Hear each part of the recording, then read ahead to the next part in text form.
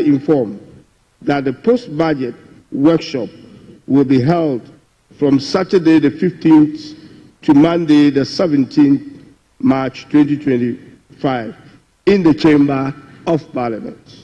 In conclusion, Mr. Speaker, in accordance with Order 2162 and subject to Order 67, the committee submit to the House the order in which business of the House shall be taken during the week. Mr. Speaker, I will urge the House to capture the rest of the business statement. Thank you very much, Mr. Speaker.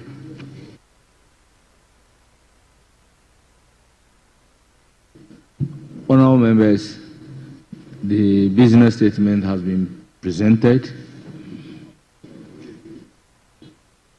The floor is now open for comment. Yes, Honourable Patrick Yauboma. Thank you very much, Mr. Speaker. Speaker, looking at the chamber, it's very important that next week, Tuesday, the debate commences in earnest. And not raising quorum. Now, we know you will not succeed. Mr. Speaker, let me refer you to the time allotment for the budget debate on paragraph 3. And I'm reading that in conjunction with Article 111 of the Constitution. I don't know if you have yours with you. With your kind permission, I'll quote Article 111 of the Constitution. The Vice President or a member or a minister or a deputy minister who is not a member of Parliament shall be entitled to participate in the proceedings of Parliament and shall be accorded all the privileges of a member of Parliament except that he is not entitled to vote or to hold an office in Parliament. Mr. Speaker, I realized that a business committee has made allocation for ministers of state, leaving out the Vice President of the Republic, who has been very, very quiet. It will be very, very important to see her in action on the floor, debate the President's economic and financial policy, especially having been a former Minister for Education. It will be very important for her to be here to articulate the policy decision of His Excellency President Mahama.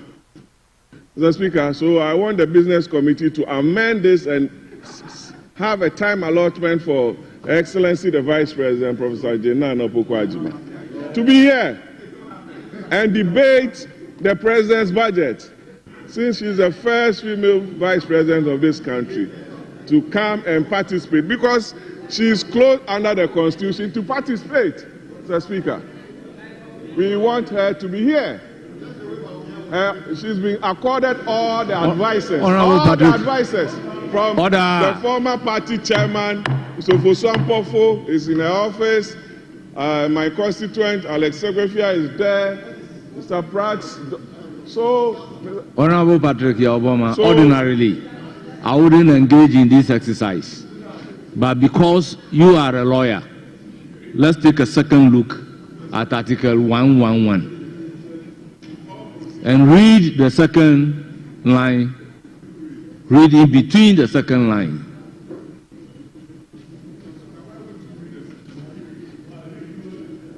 Well, read all, but concentrate. I read the entire 111. Yes, he said the person shall be entitled. Yes. So we are inviting her. Entitlement. We are inviting her. We're talking about entitlement. And I made an application to you to ask the Business Committee to invite her and amend the time allotment, Mr. Speaker. So that it's an invitation. Honorable Patrick Yauboma decide to accept the invitation. Honorable Patrick Yauboma. Has the right to participate so in every proceeding of the House. By your understanding of Article 111, you mean to say if the business statement did not expressly state that she is entitled to come and participate, though the constitutional provision is very clear, she cannot come and do so if she so desire. Is that the interpretation you are putting on the Constitution? Mr. Speaker, it's an invitation. And I'm making that application to the Business Committee that she's entitled under the Constitution of Ghana to participate in all proceedings. It's an invitation, Mr. Speaker. She can accept it or refuse it. Honorable Patrick Yabonga, will you take a cue from the chair?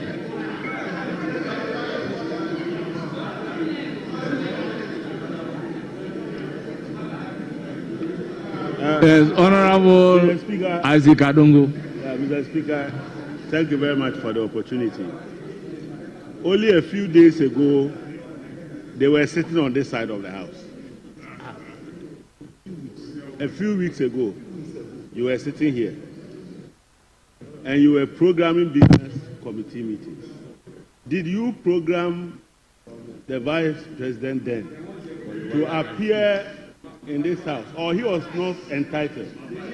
Or you assume that he was not appearing here and nodding of his head constituted participation?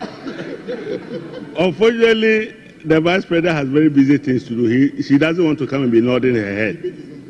But if you say she has been very quiet, we cannot force you to listen to her. But yesterday, I listened to her, and many other Ghanaians listened to her. But you can refuse not to hear.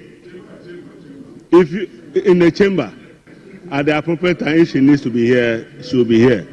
But we are taking a cue from His Excellency Dr. Mahmoud Bawumia. She never appeared here.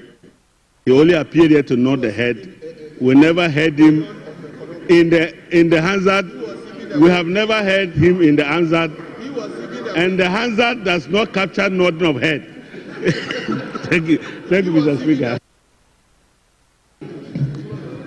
Honorable members, I will take comment on the business statement, but the issue of the entitlement of the Vice President, I will no longer entertain comment on that, simply because a right given by the Constitution cannot be taken away by the business statement.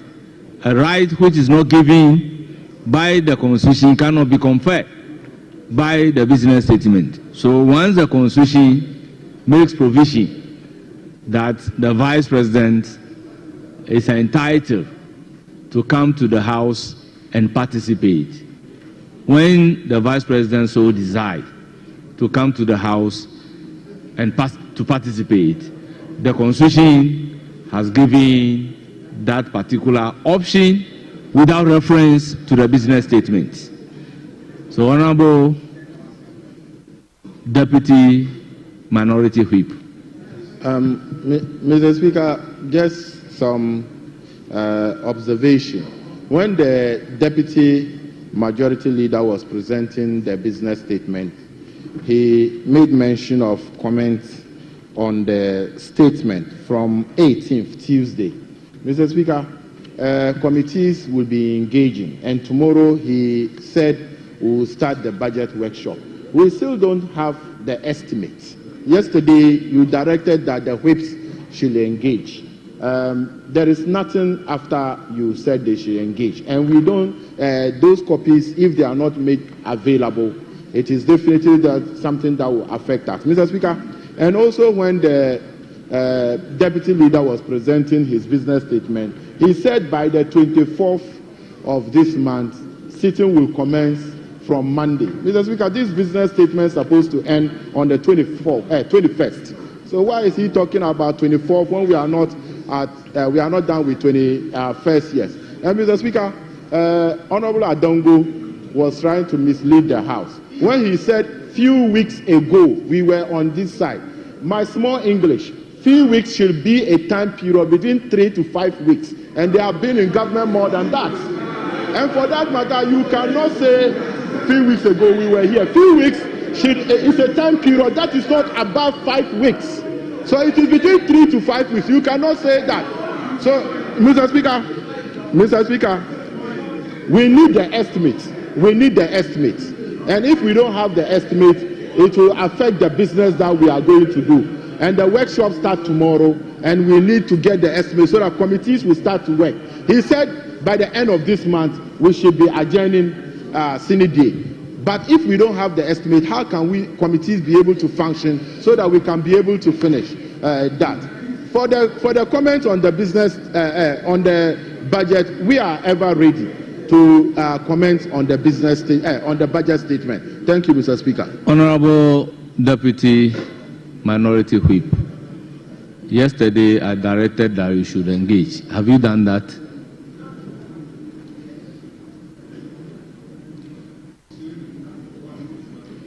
You can speak into the microphone. Has that been done? Mr. Speaker, the Majority Chief Whip, Roxanne Nelson Dafiamapo, he has done nothing about it. On the directive that you have given that the whip should engage and get the estimate for various committees, he has done absolutely nothing about it. But it takes two to engage. Nothing like that. Because, Mr. Speaker, if he has done something about it, we would have seen results. It takes two to engage. He only engaged this morning. He only engaged me this morning. Mr. Speaker, Majority, if I may be heard on this small matter. Mr. Speaker, indeed, I engaged his boss. His boss is not here. We engaged, and Speaker, let the record bear me out that the estimates are being produced. You know, Speaker, they are voluminous. They are many. So they are being produced. So I'm sure by close of today we should have some number ready. And by Monday, we should be able to have nearly all ready for the committee's work, starting from about Tuesday. Indeed, we don't need the estimates for the debates or the comments. Neither do we need the estimates for tomorrow's seminar. It's the economic policy that we need, which is available for every member. It's even online. So, Speaker, my leader will tackle the rest of the issues. But I want to assure the House that, and assure them that the estimates, we are producing them with alacrity, and by Monday, they should be available for the committees to start work. Thank you. Yes, Honorable Asafwa. Thank you very much, Mr. Speaker. Mr. Speaker, I have gone through the business statement. This is the fourth time that I'm raising this question. I filed a question to the Minister for Defense. And as we speak, the very fourth time, the question is not showing in the business statement.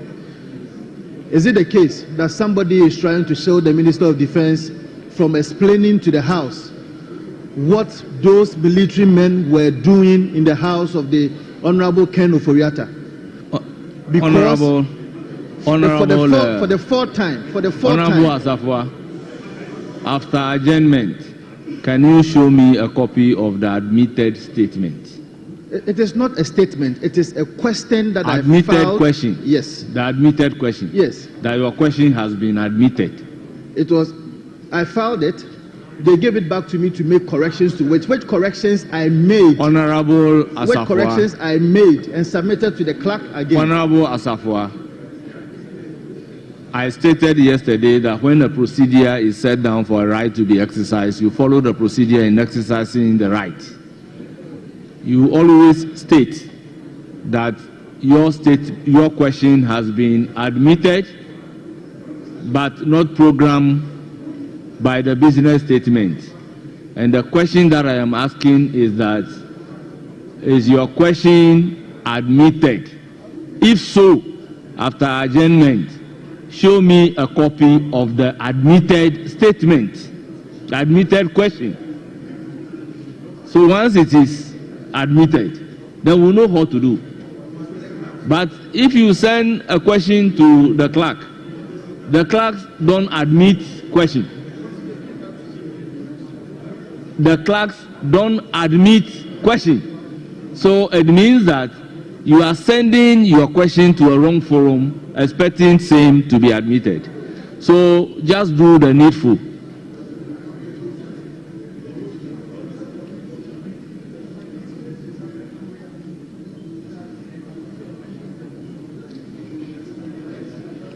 honorable members, if a question or a statement is submitted and there is the need to rephrase the question or the statement, after doing so, you again follow the same channel for the question or the statement to be admitted.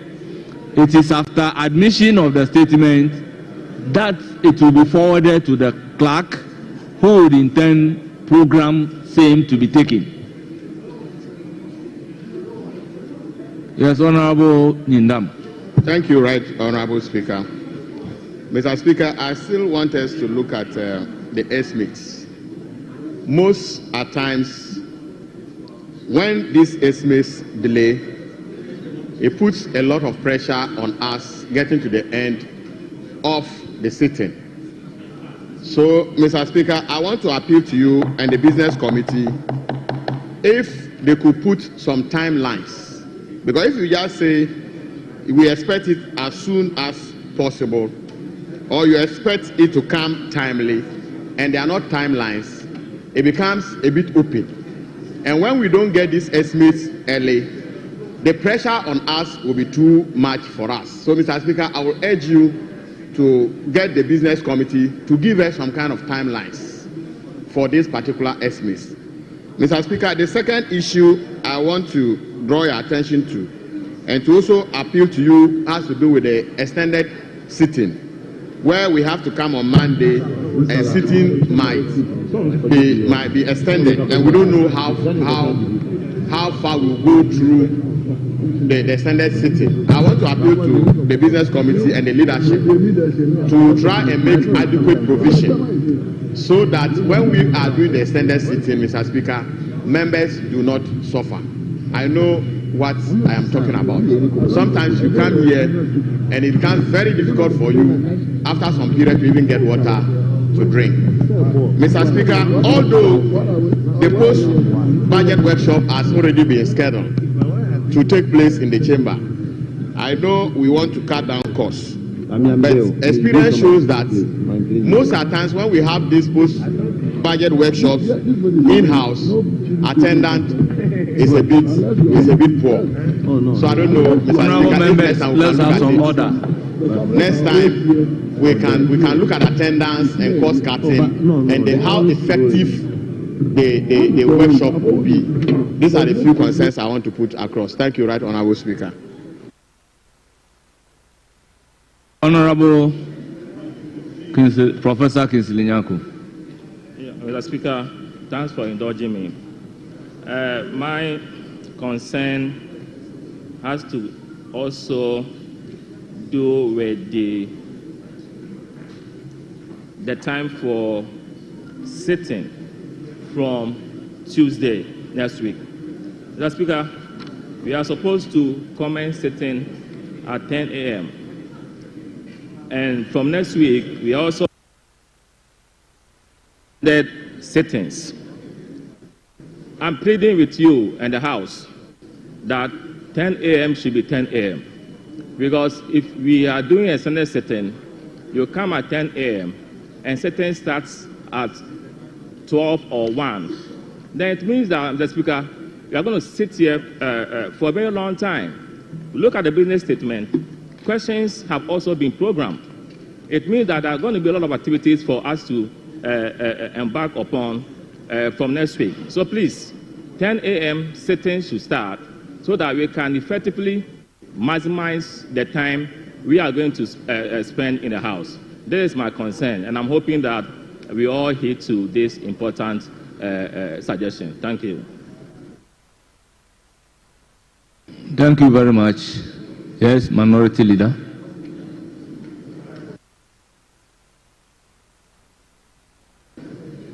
Yes, Honourable Member, you have the floor. Thank you very much, Mr. Speaker. Speaker, my concern is on the allotment of time for honourable members who may wish to contribute on the budget statement. Speaker, if you look at the last category, the other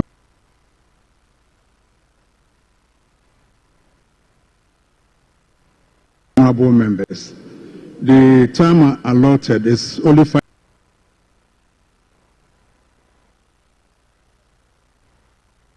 minutes. Mr. Speaker, I think 5 minutes would be too short, for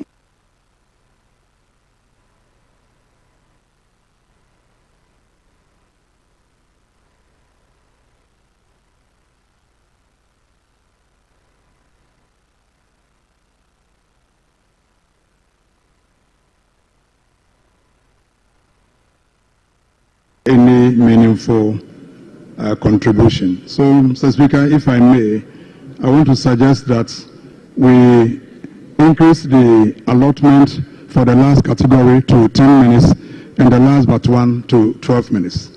Thank you very much, Mr. Speaker.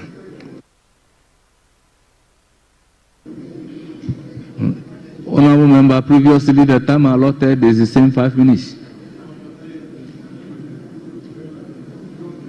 We want to hear something about it. Our constituents want to hear us on this floor.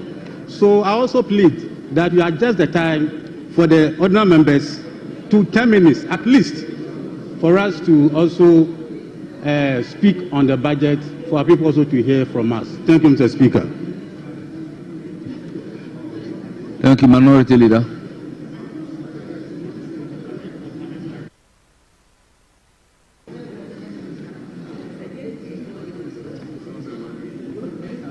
Mr. Speaker, thank you for the opportunity. And let me commend my colleague opposite me for... Honourable members, the background noise is too much. Mr. Speaker, again, thank you for the opportunity, and let me commend my colleagues opposite me for putting together the business statement, which was ably presented to us this morning. Mr. Speaker, I'm also happy that this morning I've seen the majority in their numbers. Yesterday, you recall, I drew the attention of the House to their frequent absence in this chamber, making the work of their whips difficult. I'm happy that this morning they have come in, and I pray that they stay to do government business. It's not the work of the whip to be whipping you into the chamber. Jubilee is not an extension of Parliament. So it is good. It is good. It doesn't matter. We are dealing with government side. So it's good you have reported today. Mr. Speaker, that said, yesterday we heard of the sacking of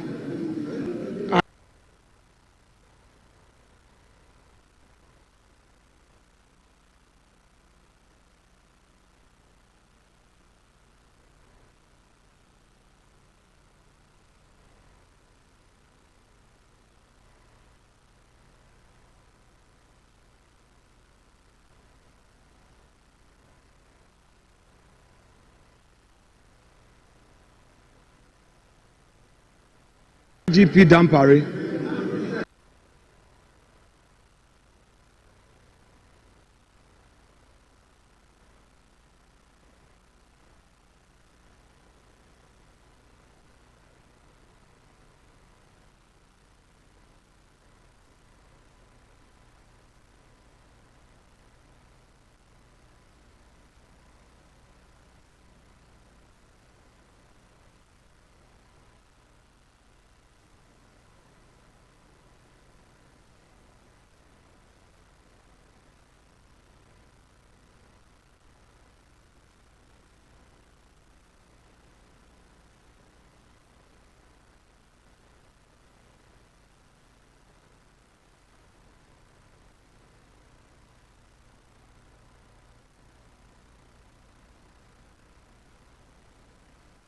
We heard that the president has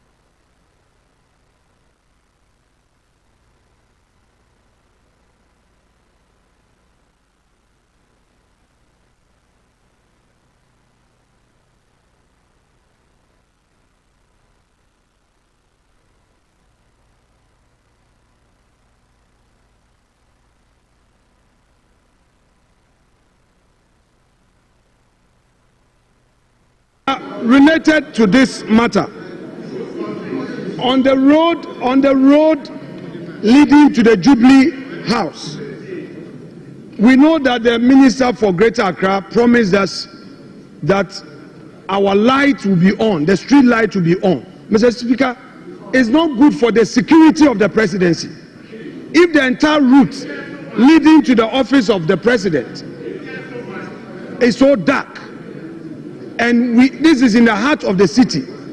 It is worrying. So I would plead that the leader of government business programs the minister for Greater Accra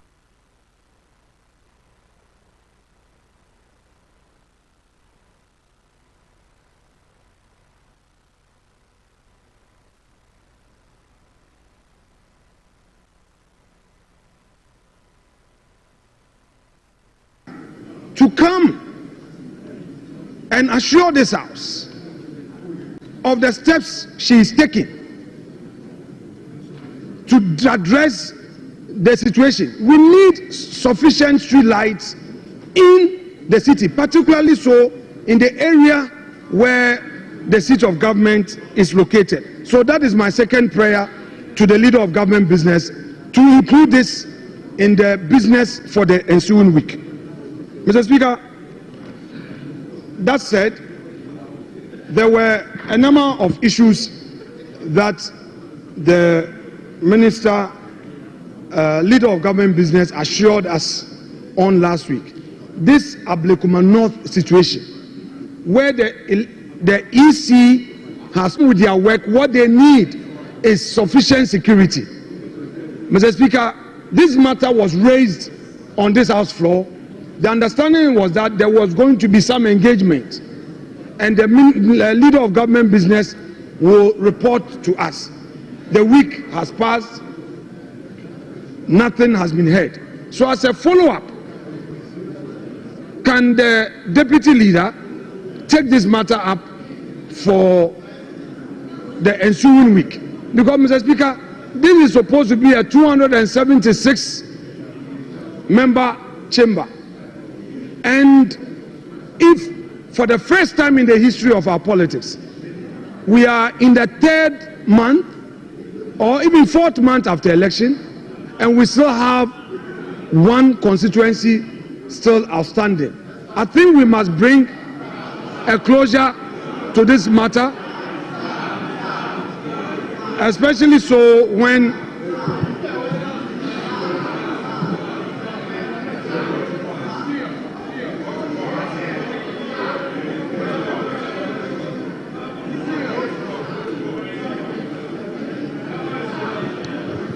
Honorable Majority Chief Whip, I will give you the floor after he's done. Honorable Majority Chief Whip, Honorable Majority Chief Whip, I will give you the floor after he's done. Honorable Minority Leader, you have the floor. Honorable Minority Leader, you have the floor. Thank you, Mr. Speaker.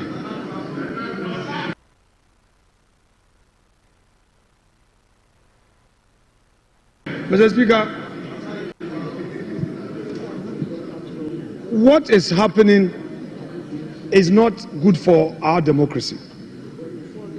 We are in this together as one big family.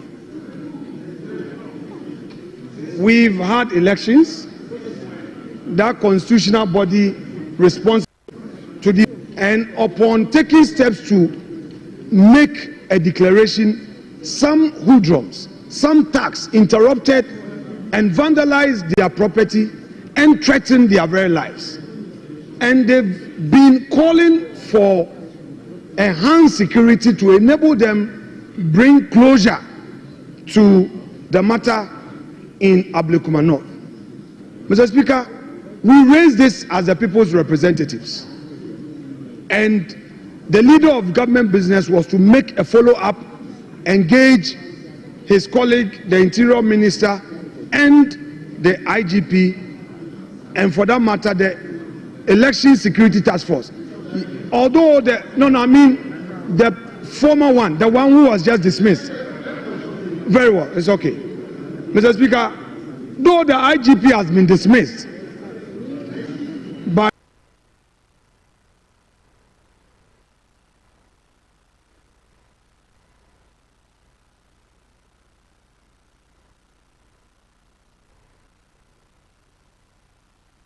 President Mahama, it doesn't matter.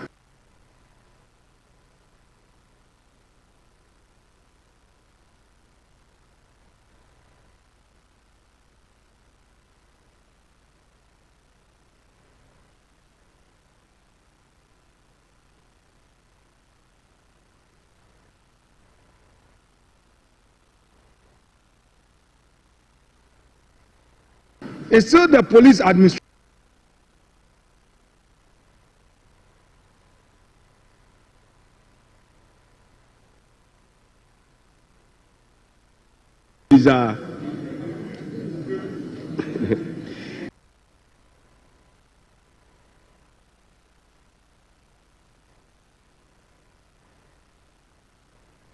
And the second issue to do with the budget statement, we don't actually require, and my honorable brother knows so well, he's been in the House for a while, that we don't require budget estimate to actually carry out a workshop or to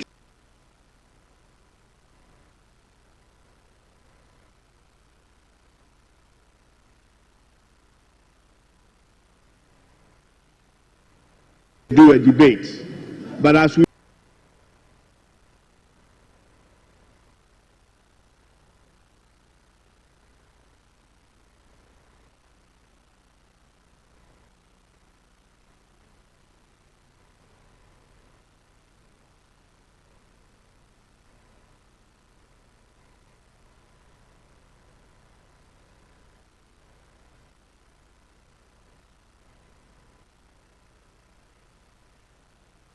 do know, once we start the debate,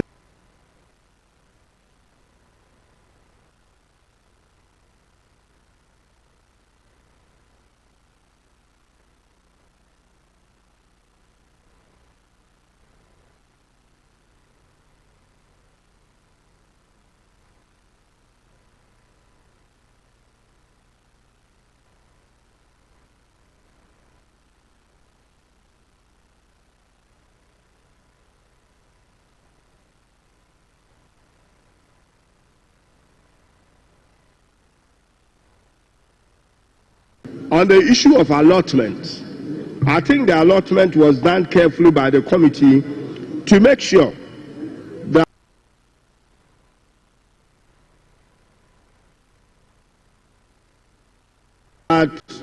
honorable members get the opportunity to make a contribution. We are quite a number here, and therefore we are working also within time constraints. So we have to make sure that each person who chooses to speak gets the opportunity to do so. So I think it is fair, but as the debate goes on, we will look at it. People may speak less or more, but I think that can be done when the debate is actually going on.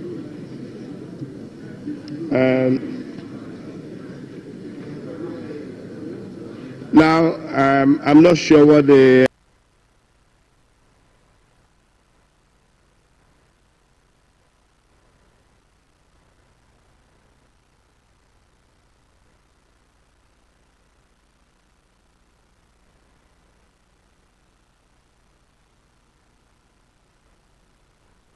leader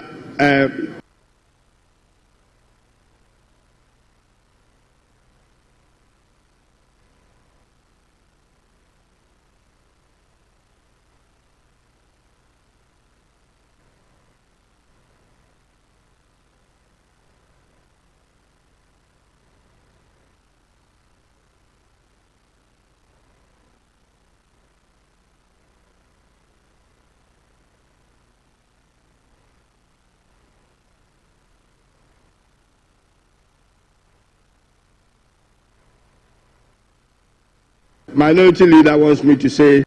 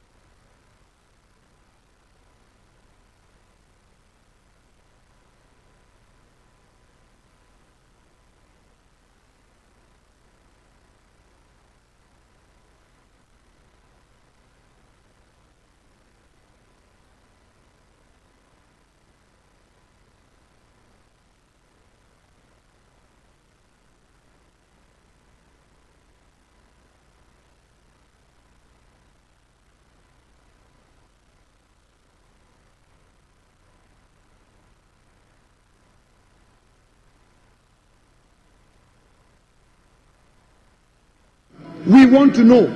Mr. Speaker, I rest my case. Honourable members, I believe strongly some issues definitely are not matters for consideration in the business statement. Honourable members, the business statement as adopted still stands.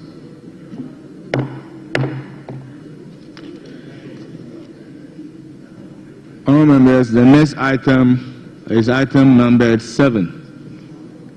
Urgent question. Honourable members, the minister responsible for roads and highways has been programmed to appear before us to respond to some urgent questions. Honourable members, the minister responsible for roads and highways honored the invitation and he is here appropriately to respond to those questions. Honourable members,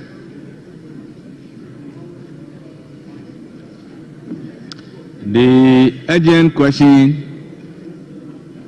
stands in the name of Honourable Dixon Chiredua, Member of Parliament for Brekum West. Honourable Member, you have the floor. The Minister is seated. Thank you, Honourable Speaker, for indulging me to pose this urgent question to the Minister for Roads and Highways. The steps that have been taken to rehabilitate the Brekum-Sampa Road, which has been in a very bad shape since 2017. Thank you. Honourable Minister, your response. Mr. Speaker, thank you for the opportunity. Mr. Speaker, background. The Brekum-Sampa Jinijini Road, designated as Interregional Road IR9, is a 119 kilometers trunk road in the Bono region. It traverses key districts including Brekum East Municipality, Brekum West District, Doma East, German South Municipality, and German North District. This road plays a critical role in connecting the Bono region to Ahafo region and serves as a strategic trade route linking Ghana to Cote d'Ivoire through the Sampa border. Current program. The section from Brekum to Sampa, 80 kilometers of the road, has been awarded for reconstruction under the contract titled Reconstruction of Jinijini to Sampa Road, 80 kilometers IR9, with funding from the Consolidated Fund. The project was awarded on the 11th of December 2024, 11th of December 2024, for a duration of 48 months. The contract is scheduled for commencement soon. Mr. Speaker, as we speak, no work has been done. The contractor hasn't even turned up on site. So that's the answer to this question. Thank you very much, Honourable Minister. Any supplementary question? Thank you, Honourable Speaker. As the Honourable Minister for Roads and Highways said, no work is currently ongoing, but the good people of Brekum West, from Jenejene, Fetenta, Butokrum, up to German South, German North, we are suffering. The streets are always engulfed with dust. So in the interim, what is the minister going to do to mitigate the suffering of the good people of Brekum West and the other 5 constituencies that this important road connects, namely Sunyani East, Sunyani West, Brekum East, Brekum West, German South, German North, and as a strategic socio-economic road linking us to Cote d'Ivoire what is it doing to mitigate the suffering we're going through? Thank you, Honorable Minister.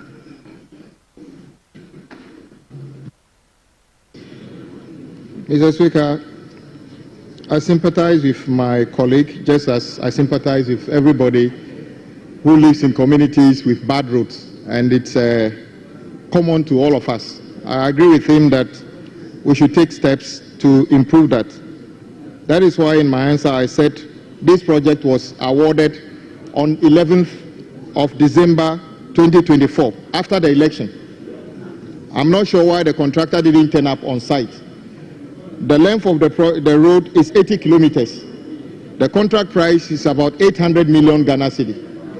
It is not that easy to do much work unless the contractor turns up on site. The difficulty, Mr. Speaker, is that there's not even a start date or completion date to this project. So we will work with the contractor to determine that. By the way, it's a GOG funded. I'm not sure, there's a reason why we said after the election, certain key decisions should be left for the next government. Now this project is awarded for 800 million Ghana cedi. I am yet to know whether it is part of the budget now, because the work has not been started. So it wouldn't have been captured.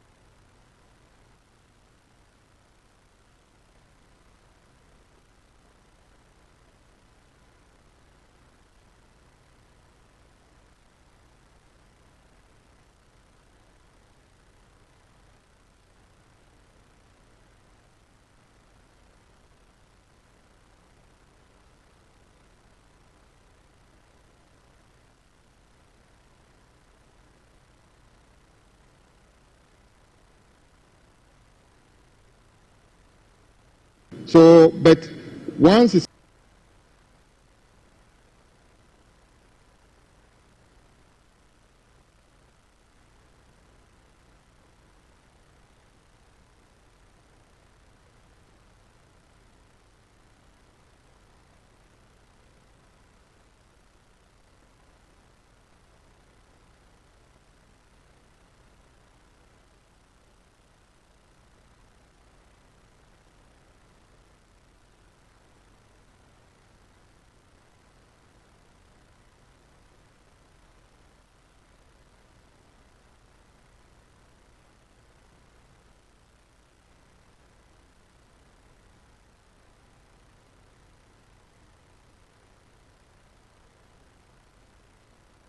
very strategic road.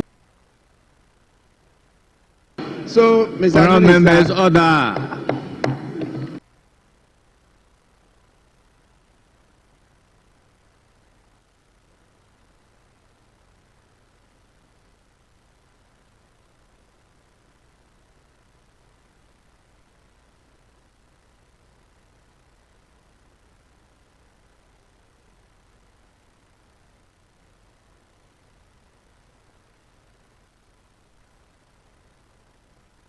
So what is your question?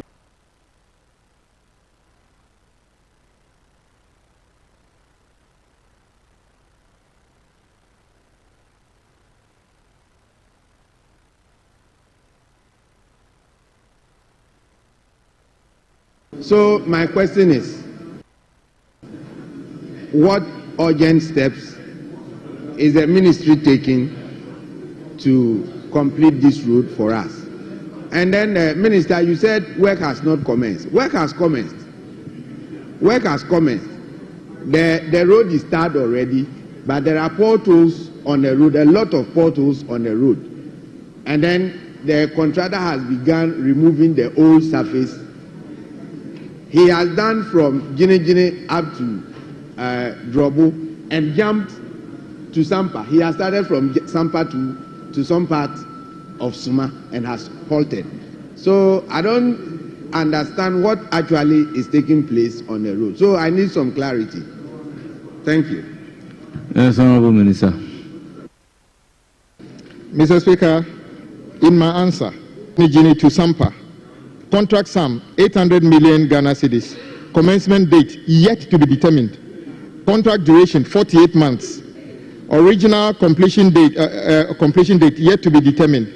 There's a principle that normally when you are contracted to do a road, maintenance of that road is your responsibility until you complete.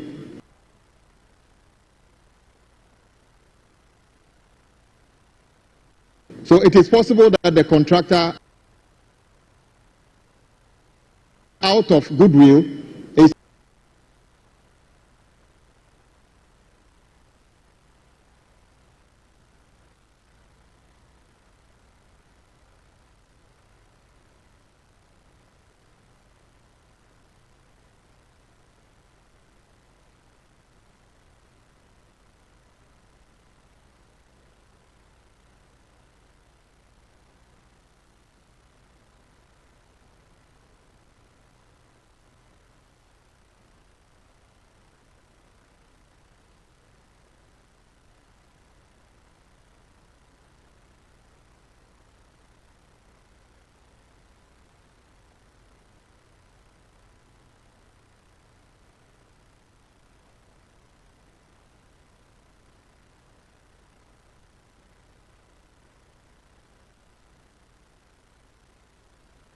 Honorable former Deputy Minister for Education, I think the Minister is clear in the answer that if the contractor out of goodwill have taken a decision to ensure some maintenance on the road, it's a different thing altogether.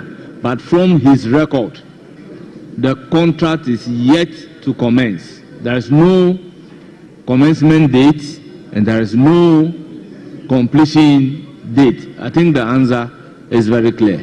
Honorable Patricia Apiaje. Thank you, Mr. Speaker.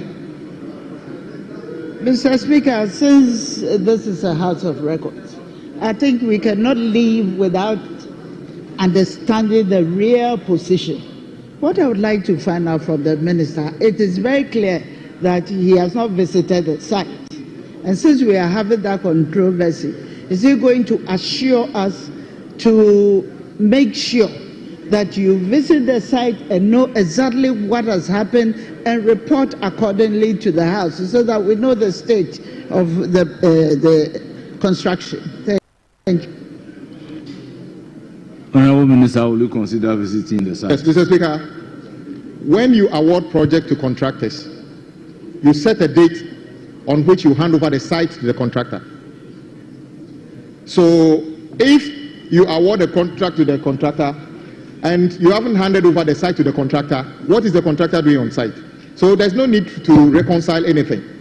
The contract data shows that the project is not yet started and the completion date is not yet certain. So if there's anything to do, I agree with the next part of your inquiry, which says that what can we do to make sure that the project comes to fruition? That is exactly what we are going to do.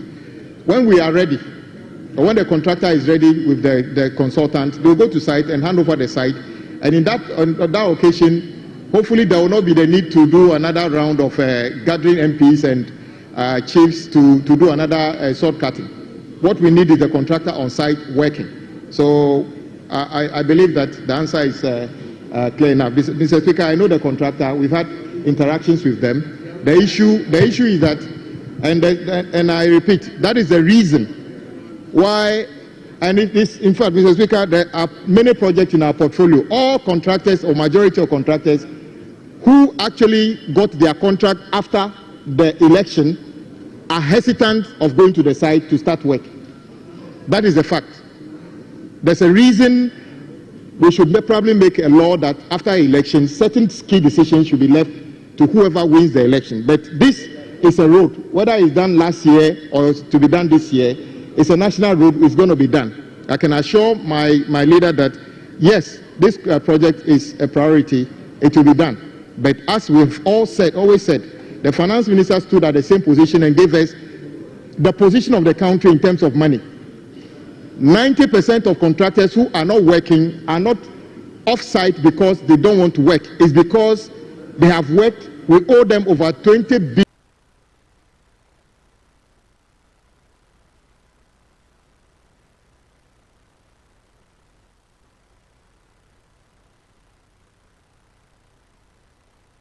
Ghana cedi, and that is why they are off-site. And we need to be thinking of how do we pay them instead of asking them when will you be completing the project. We don't pay them, they can't complete, they can't go back to site. 800 million Ghana cedi is a lot of money. We should factor that into our budget. That is just one of the roads. So, Mr. Speaker, this road will be done, and the contractor will be taken to site, and then we'll determine the start and the completion date and make adequate provision for payment whenever he raises certificates. Thank you, Mr. Speaker. Honourable 8. Honourable members, before doing so, we have students from some educational institutions visiting the house. They are from the following institutions: South Bridge Montessori School, led by Mr. Anthony Zomolo, head teacher. They are from Ablekuma South constituency. They are 275 in number. We have Mount Zion International School, led by Opon Solomon, teacher. They are from Pung Kantamanso. They are 100 in number. We have Christ Union Academy, led by Abraham Tete, teacher, also from Ablekuma North, 82 in number. And we have Honorable Lord Boehm, Independence Day quiz finalists. They are led by James Azupero, lead organizer. They are from Peru East, 73 in number. Honorable members, on behalf of the House and on my own behalf, I wish to welcome our dear students and wish them a fruitful visit to Parliament of the Republic of Ghana.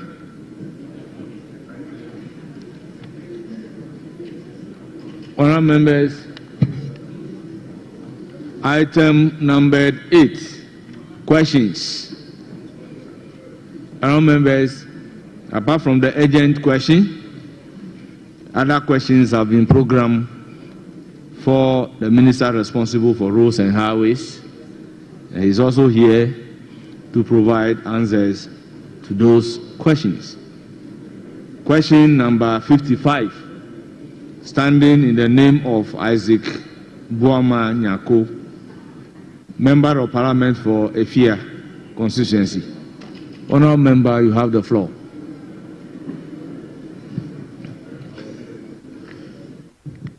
Thank you very much, Right Honourable Speaker. Mr. Speaker, I would like to ask the Honourable Minister for Roads and Highways what the ministry intends to do to ensure the completion of the Efia-Kuma number 9 bypass route, which forms part of the Efia Lot 2, as the current state of the road poses great challenge to motorists and the community. Thank you very much, Right Honourable Speaker. Honourable Minister, you have the floor.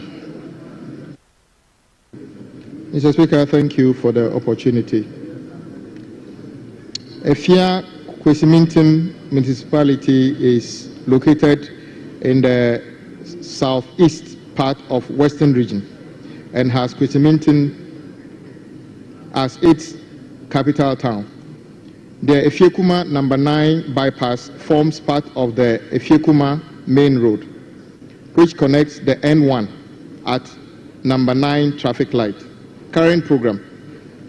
The bypass, which is Efia Lot 2, has been awarded under the project titled Upgrading of MAPES and selected collector and arterial roads in Efia, Kwesimintin to bituminous surface.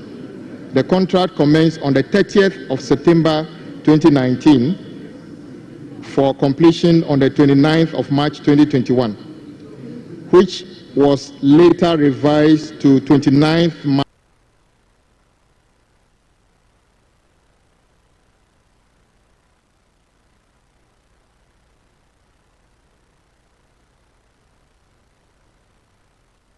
2025. The project is 72% physical completion. The contractor is currently not on site due to delays in payment for works done. Warning letters have been issued to the contractor to return to site and complete the outstanding works. Thank you, Mr. Speaker.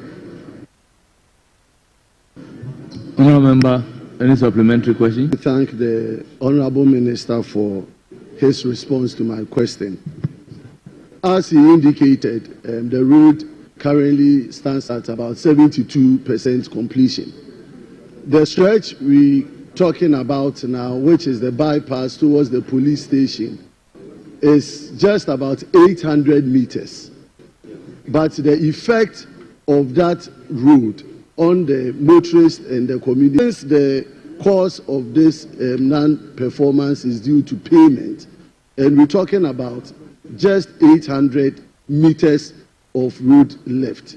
I would like to find out from the minister if he could gladly make some arrangement for the contractor to go back to site and complete this for the people of Efia. Thank you very much, Mr. Speaker.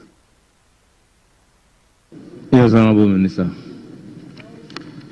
Yes, Mr. Speaker, I agree with my colleague.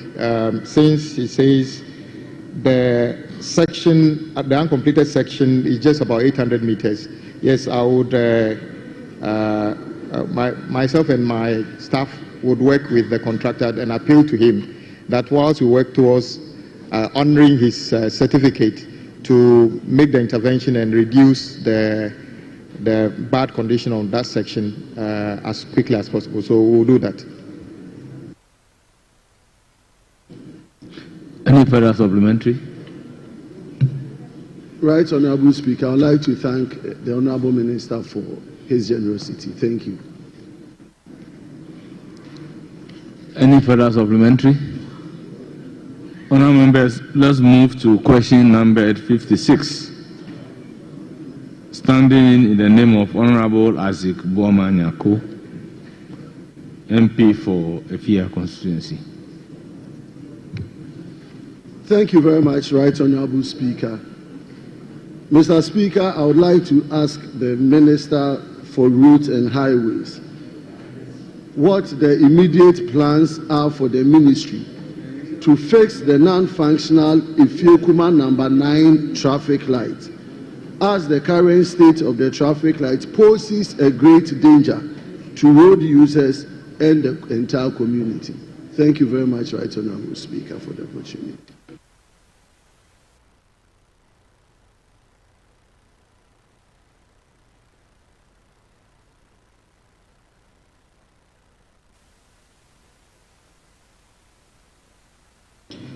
Thank you, Mr. Speaker.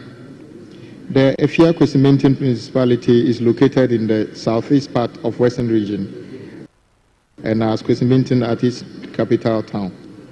The traffic signal control the flow of traffic at the number 9 intersection, which is on the Takoradi Cape Coast Highway. The other 2 intersections and approaches are the Ifiekuma bypass and Queen of Peace Road.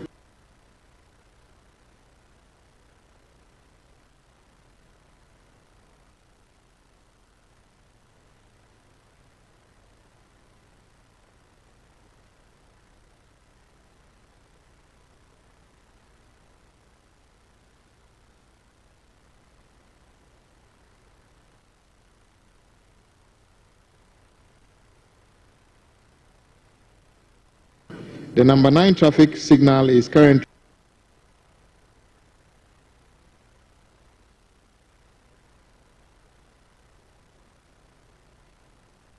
traffic light that we're talking about, as the minister indicated, is sitting on the N1 through connecting Ifie, Kuma, and then Takrade.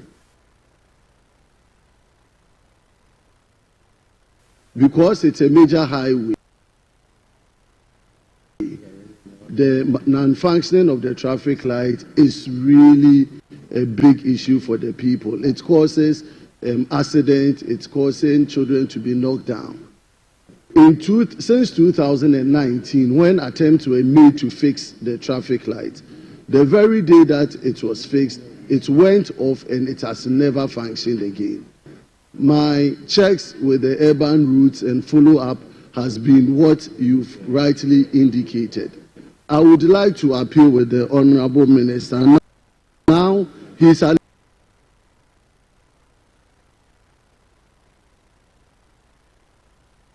giving us some timeline, which is to be fixed by the end of the second quarter this year. I would like to appeal to the Honorable Minister that we work within this and get it fixed by the said timeline. Most grateful, Honorable Minister, for the response. Thank you very much, Honorable Member.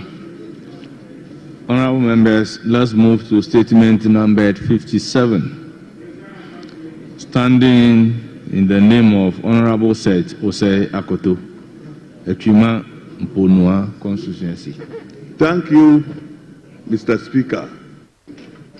I rise to ask the Minister for Roads and Highways the plans of the ministry to rehabilitate an old bridge that serves communities 1. Kotokuom, Katachiwa, Akwanche, through to Apemredi in Achimomponia constituency. Thank you. Yes, Honorable Minister. Mr. Speaker, thank you for the opportunity. The Kotokuom Bridge is a 67.2 meter concrete bridge and spans the River Ofin at 6.2 meters along the Kwanfifin and Kotokuom Anoche Road in the Echima Mponua district of the Ashanti region. The bridge is in a critical state of deterioration, posing significant risk to both vehicular and pedestrian traffic. Extensive and deep cracks are visible across the bridge deck and supporting elements, indicating severe structural distress. The bottom of the slab exhibits significant concrete spalling, which has exposed the reinforcement and further weakened the structure. Additionally, the steel beams supporting the bridge slab are heavily corroded and damaged at their joints, compromising the overall structural integrity. Sections of the bridge have already completely caved in due to combined effect of heavy traffic and structural failure. Current program. I conducted a visit to the site with a team of engineers from the Ministry of Roads and Highways in the company of Ashanti Regional Minister and RECSEC on the 3rd of March 2025 to assess the situation. The bridge requires complete replacement, and as such, it has been closed for repair works and is to be completed within 3 months. During the period of the temporary work, an alternative route will be opened for commuters to access through Sreboso, Bonkwaso, Menukrum, and then Kotokuom. A contractor has been tasked to undertake sectional maintenance works on the alternative route to allow for easy movement of commuters.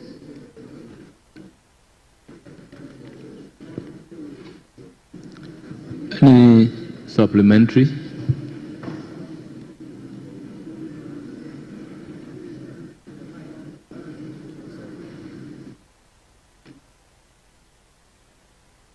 Thank you, Mr. Speaker. Honorable Minister, rightly you did indicate that a contractor has been tasked to undertake sectional maintenance of the alternative route. My checks have revealed that the contractor is not on site. May I know when the contractor will move to the site? And two, the name of the contractor. Thank you, Mr. Speaker.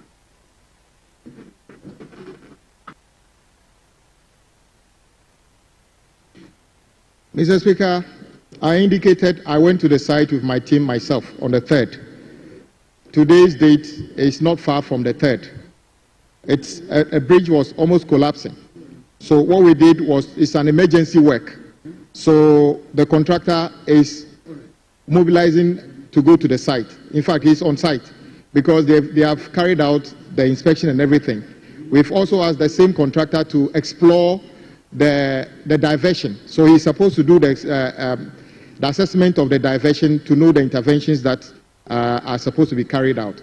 So yes, if you don't see them demolishing the existing bridge now, is because you need to work with the engineers to know even how to carry out the demolition, because we are not completely demolishing what we see there. We are demolishing the deck and the weak part so that we can rehabilitate the bridge. So the contractor will carry out the work as scheduled. The contractor's name is NAC Fairmont.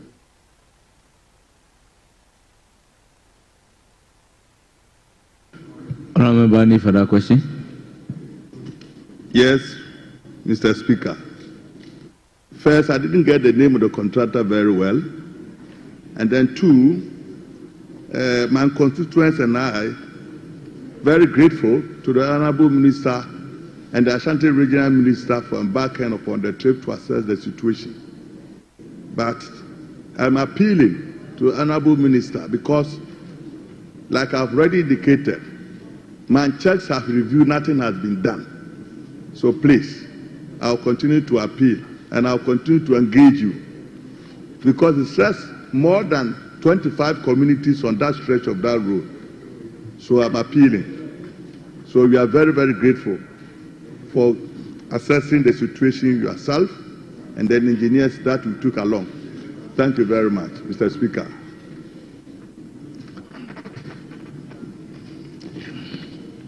Yes, the name I mentioned for as a contractor is NAC Fairmont. And I'll reiterate, this is an emergency work. We identified a contractor in the area with capacity to be able to carry out this work, and we intend to carry out this work. We are grateful for your cooperation, and then we hope that while the work is being done, the directive that nobody should use the bridge is carried out, because if anybody breaches that, it could lead to a disaster. So I'll continue to work with you to make sure that the directive that no one uses the bridge whilst we are carrying out the rehabilitation works is fully implemented. Thank you very much, my colleague.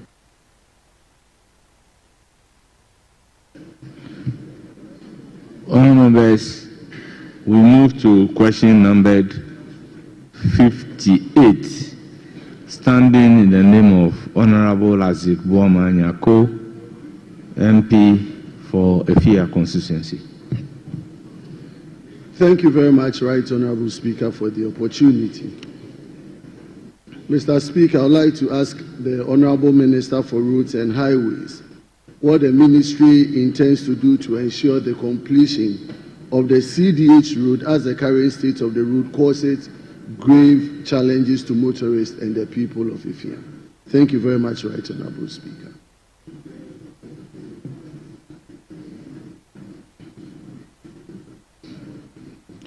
Mr. Speaker, Efia Kwesimintin municipality is located in the southeastern part of Western Region and has Kwesimintin as its capital town. The CDH road is a minor arterial road that links the Takoradi Cape Coast Highway N1 to Sekondi bypass in the Sekondi Takoradi metropolitan area. Current program. The Department of Urban Road is undertaking a project titled Rehabilitation of CDH Road, Takoradi, 2.35 kilometers, and at which the CDH road shall be constructed. The contract commenced on the 15th of December 2020 for completion on the 14th of June 2022 and was later revised to be completed on the 13th of June 2025.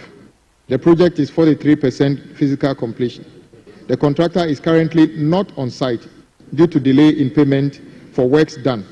Warning letters has been issued to the contractor to return to site and complete the works. Thank you, Mr. Speaker. Any supplementary? Thank you very much, Right Honourable Speaker, and thank you, Honourable Minister, for the response.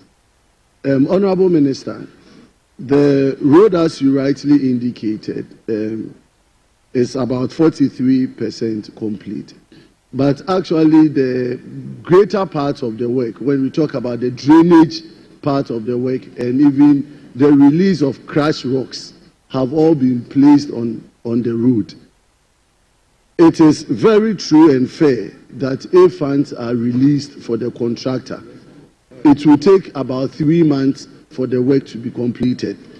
And as you said, the stretch is just 2.3 kilometers, just about 2.3 kilometers. And yet the net effect, it's a very densely populated area. And so I will plead with the Honourable Minister, if steps can be taken for the contractor to be made some payments so that he could go and complete the work for the good people of Efia. Thank you very much, Right Honourable Speaker.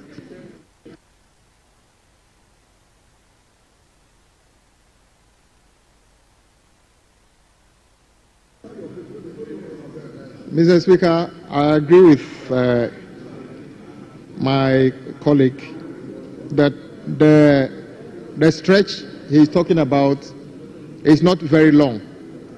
But, Mr. Speaker, as with many of the thousands of contractors we have, they have actually invested money in this project. Once they are not paid, it is difficult for you to compel them to work. So I can only say that as and when we make money available and pay these contractors, many of them will go to site and work. But we'll continue to encourage them to keep maintaining the road to a level that is motorable whilst we make arrangement to honor their certificate. It's all about money, Mr. Speaker. If we owe contractors 20 billion Ghana cedi, you know, when we owe contractors 20 billion Ghana cedi, it's something that we must work towards. And I hope the House will work together. Mr. Speaker, I can understand why the entire debt of the sector was just around 5 billion few years ago, and it's 20 billion and counting. 5 billion Ghana cedi, and today it's 20 billion and counting. It's simply because we are in difficulty financially. So we shall work and raise the necessary revenue and pay contractors so that they can go back to site and work on our roads so that we can have safer communities. Thank you. Any more questions? Yes, thank you very much, Right Honourable Speaker. And I thank the Honourable Minister for the response. But, Mr. Speaker, in as much as I appreciate the constraints of the ministry and the minister in terms of payment to contractors, the effect of some of these projects are that when contractors work to a point and we don't get them to complete, within a short time, all the roads get bad again and all the investment done becomes futile. So, to the extent that you check the cost of the construction of the project, and it's within the ministry's ability, if some prioritization could be made on this stretch, so that at least we don't get the road deteriorated to an extent that we have to always come back to a reconstruction process. Thank you very much, Honourable Speaker, for the opportunity. Yes, Honourable Minister. Yes, Mr. Speaker, my colleague's observation is very true. Unlike buildings that when you build to a point and you can leave it, go and come back and continue. Roads, once you don't continue to the logical conclusion by sealing it, when you abandon it for 2 years, whatever you have done becomes a waste, because the weather basically just deteriorates everything that you have done. And I agree with him. If we have our way, we should be able to have enough funding to start and finish every project before we start. Mr. Speaker, in the coming months, one of the most difficult ones is going to be the bypasses on Kumasi Road. I made mention of this the last time I was here, that at the time of contracting, the total cost of those projects was 1.9 billion.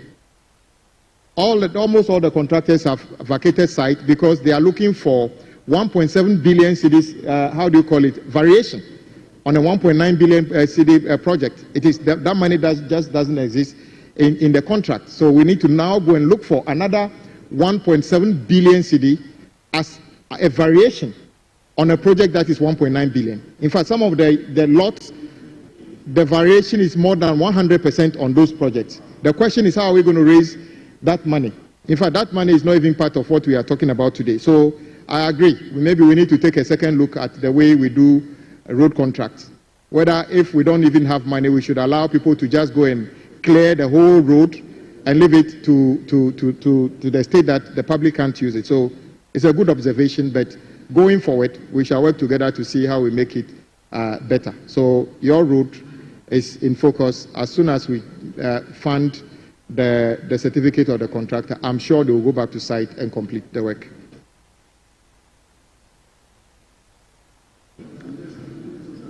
Yes, Honourable Minority. Very well. Thank you, Right Honourable Speaker. I'd like to thank the Honourable Minister for Roads and Highways for attending to my questions. I'm most grateful. Thank you. Yes, Honourable Minority Leader. This is constituency specific. Yeah, Mr. Speaker, rightly so. But in his earlier answer, he was talking about lamenting a 20 billion debt. A 20 billion debt. And just want to find out from him how he intends to raise money to pay contractors. It's not about the debts, but it's about the work they've done. You keep emphasizing debt, debt, debt. When you go into accounting, we have assets and liability. The work done by a contractor amount to an asset to the state. The state has benefited. The obligation of the state is to pay, which is a liability. So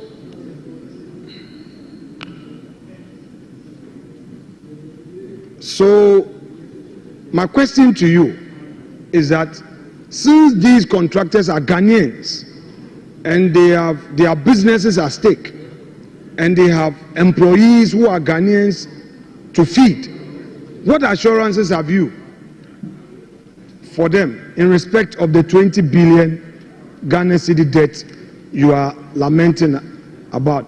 It's not a time to lament. It's time to pay. It's the reason why you are in government. Give assurance to the contractors. Your plans. Honourable Minority Leader,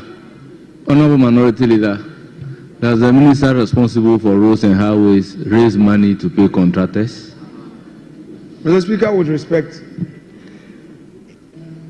in the ordinary sense, as you put it, he doesn't raise it, but he makes a request for that to be raised through the finance minister. And I am bringing this up because he raised the issue that there is a debt of 20 billion that must be paid. Mr. Speaker, he has a responsibility as a roads and highways minister to ensure that the contractors are paid. If you don't forward the certificate to the finance minister and all the monies will be assigned to Jubilee House, 2.7 billion or more to Office of Government Machinery, when you can commit this to pay contractors for them to fix the roads. I mean, Mr. Speaker, it is not your responsibility, Honourable Roads Minister. Honourable Minority Leader, does the minister responsible for roads and highways raise money for Jubilee House? No, Mr. Speaker, that's not the contest. I'm saying that if he is able to align with the finance minister, instead of allocating those monies to Jubilee, the Office of Government Machinery, instead of allocating to the Office of Government Machinery, they will prioritize it. Mr. Speaker, managing an economy requires prudence.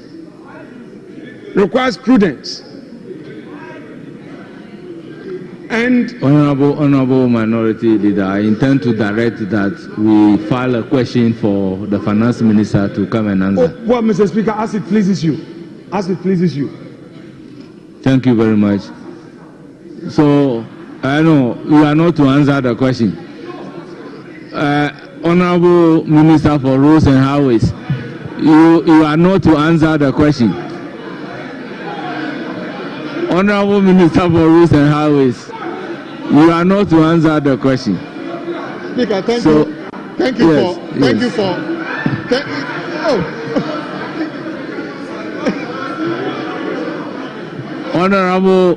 Honorable Minister for Roads and Highways, this is a question. Honorable Minister, kindly resume your seat. I couldn't answer the question. Honorable Minister, kindly resume your seat. Honorable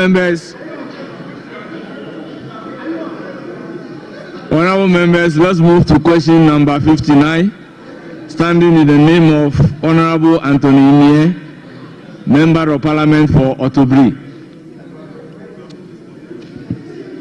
Honorable Finance Minister, this is the last question for the Roads Minister, then we can come to your business. Very well. Thank you, Mr. Speaker. I would like to apply, indulge you to apply to vary the public business to take addendum. Yes, to take addendum for the Finance Minister to be able to lay his paper or his bill. Thank you. Yeah, so I want to vary. Yes, Minority Leader. To the Deputy Leader, the practice is that you would first you engage us. No, I'm saying the practice is that you first engage so that you proceed, which you rightly did.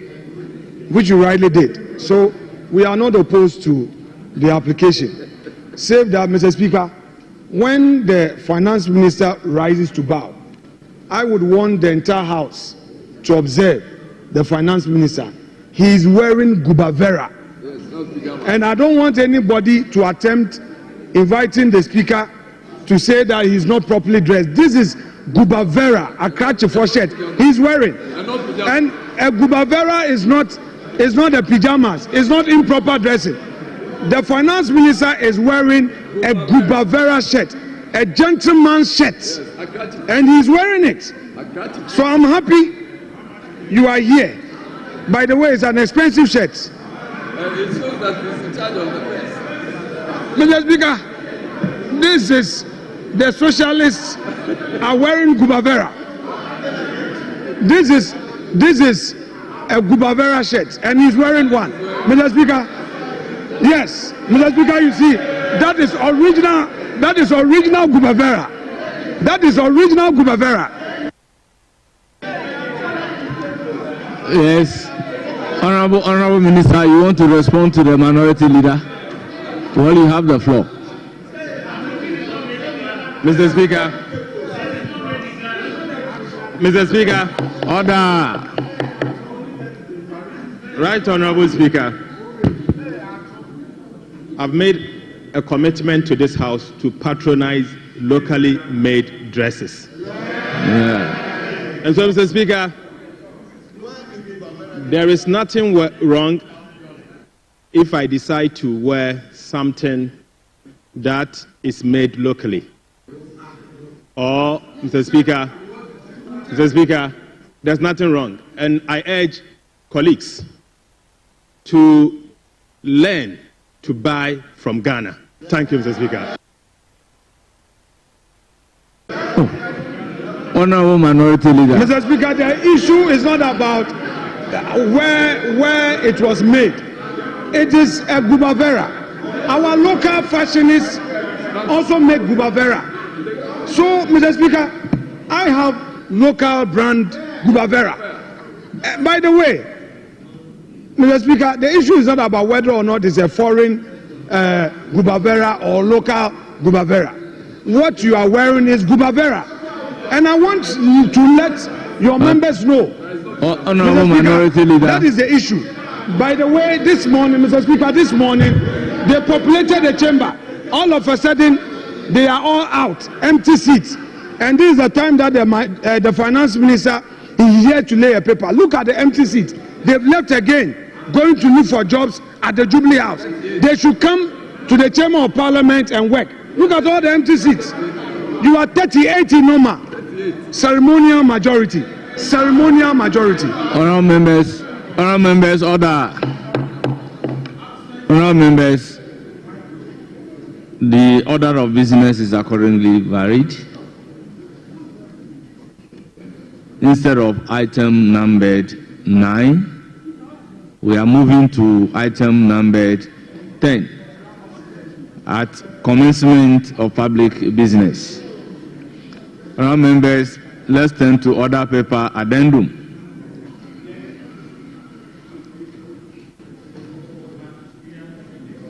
Honourable members, presentation and first reading of bills.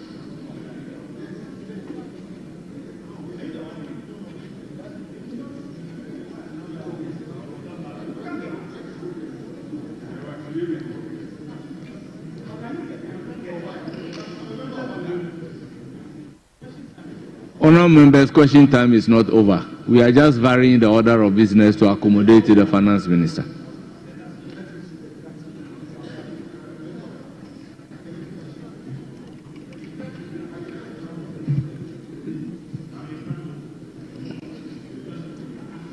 An act to amend the Value Added Tax Act 2013 Act 870 to exempt the supply of motor vehicle insurance from value added tax.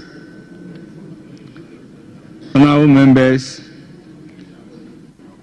the bill on value added tax amendment 2025 is accordingly read for the first time and referred to the Finance Committee for consideration and reports.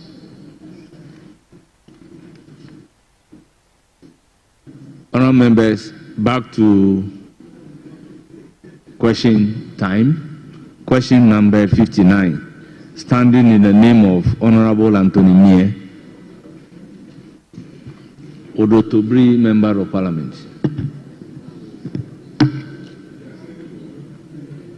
Thank you, Right Honourable Speaker. Honourable Minister for Roads and Highways, my question is, are there any measures that have been put in place to ensure that all contractors return to complete abandoned projects within the Amansia Central District? Yes, Honourable Minister.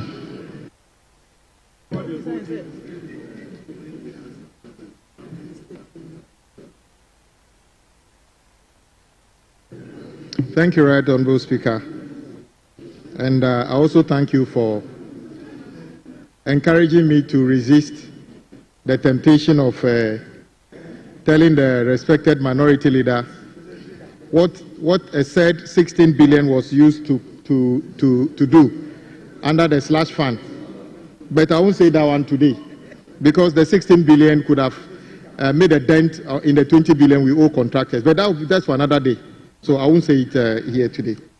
Mr. Speaker, the background, the Jakobu is a district capital of Amansie Central District in Ashanti region. It is a town located off the Ewian Kwanta Obuasi Road, N10. 1. Jakobu Junction to Jakobu Town, roads. Current program. The road was awarded as a variation order under the contract titled Reconstruction of Awian Kwanta Obuasi Road, 30 kilometers. Lot 7, variation order number 3, rehabilitation of Jakobu Junction to Jakobu Town, 8.3 kilometers, and Jakobu Town, 5.6 kilometers.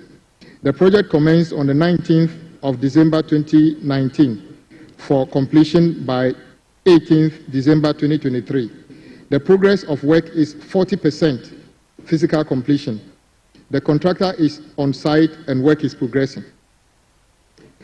The Department of Feeder Road is also undertaking 11 projects in the district. Lucky you, my brother. 1. Upgrading to bituminous surfacing of Fiakuma Kente Feeder Road, 10 kilometers. Bituminous surfacing of Fiakuma Ebuakwa Krobo, kilometer 0 to kilometer 10.2. Bituminous surfacing of Fiankuma, is that the case? Fiakuma, all right. Fiakuma Ebuakwa Krobo, kilometer 10.2 to 20.2. 4. Bituminous surfacing of Atia Mile 14 to Atia Junction, kilometer 0 to 6.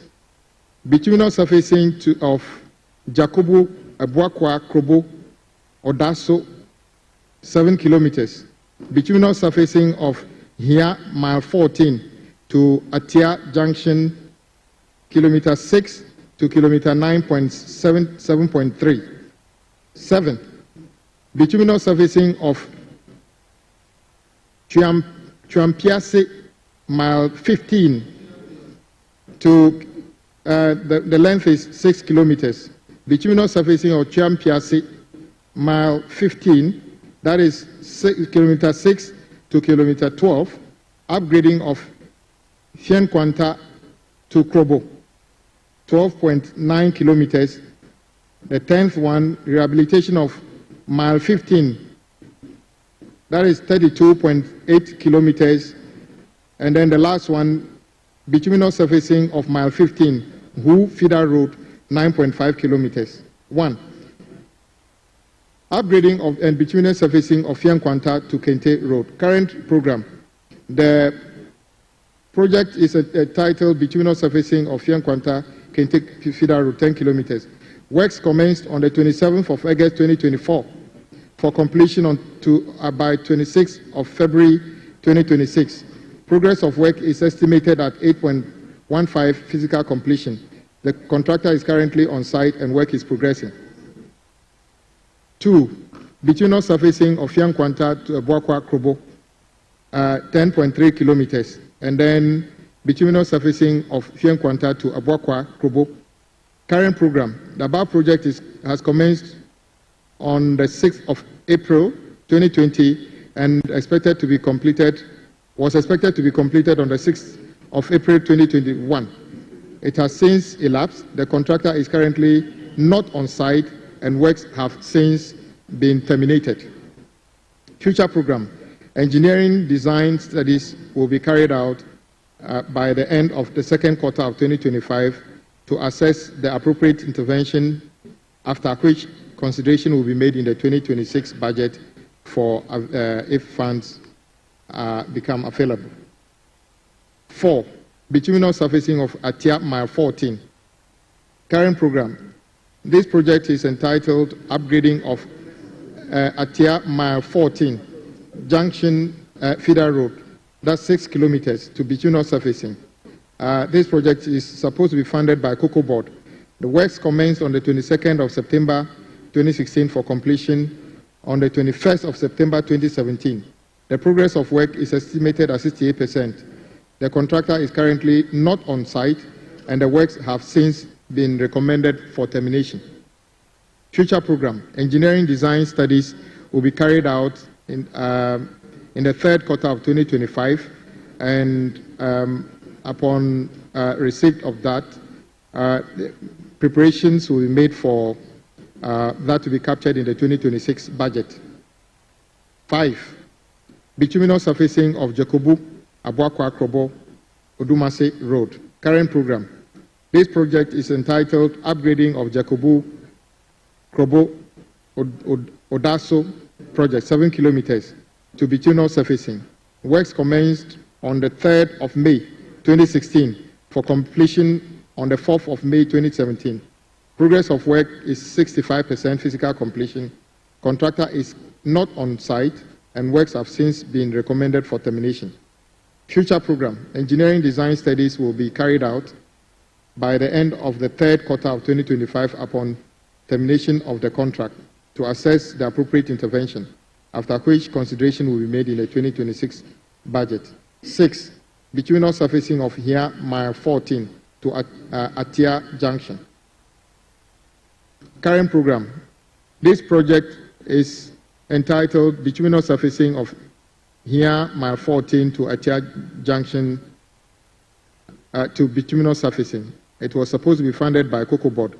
The works commenced on the 31st of October 2016 for completion by 30th of October 2017. The progress of work is estimated at 10%. The contractor is currently not on site and the works have been recommended for termination. Future program. Engineering design studies will be carried out by the end of the 3rd quarter of 2025 and then after the termination of the contract, after which the necessary interventions will be recommended for the 2026 budget. 7. Bituminous surfacing of Chuapiase Mile and then to bituminous surfacing of Chuapiase Mile. 15. Current program. The project was commenced on the 14th of May 2020 for completion by 14th of May 2021. Contractor is currently not on site and works have since been terminated. Future program. Engineering design studies will be carried out by the end of the 2nd quarter of 2025 to assess the appropriate intervention, after which consideration will be made in the 2026 budget. 9. Upgrading of Fiasom Kwanta, Kronko, and then other roads. Current program. This project is titled Upgrading of Fiankwanta, Kroko, Feeder Road to bituminous surfacing. It was supposed to be done under Cocoa Board funding. Works commenced on the 2nd of March 2021 for completion by 1st of March 2022. Progress of work is just 4% physical completion. Contractor is currently not on site and works have since been recommended for termination. Future program. Engineering design studies will be carried out by the end of the 3rd quarter of 2025 upon termination of the contract to assess the appropriate interventions to be made for the 2026 budget. 10. Rehabilitation of mile 15 to Jamitan Hunu and other roads. Mr. Speaker, the funding for this project is to be from Cocoa Board. The works commenced on the 14th of June 2021 for completion on 13th of June 2023. The contractor is currently not on site and works have since been recommended for completion. Future program. Engineering design studies will be carried out by the end of the 3rd quarter of 2025 upon termination of the contract to assess the appropriate interventions to be carried out in the 2026 budget. 11. Bituminous surfacing of mile 15 to Hu Feeder Road. Current program. This project was supposed to be funded by Cocoa Board. Works commenced on the 14th of June 2021 for completion by 13th of June 2023. Contractor is currently not on site and works have since been terminated. Future program. Engineering design studies will be carried out by the end of the 3rd quarter of 2025 upon termination of the contract, and a recommendation will be made for consideration in the 2026 budget. Thank you, Mr. Speaker.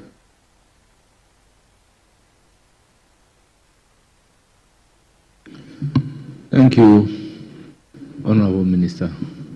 Any follow-up? I'm grateful, Right Honorable Speaker. Thank you, Honorable Minister, for the update. I realize that out of the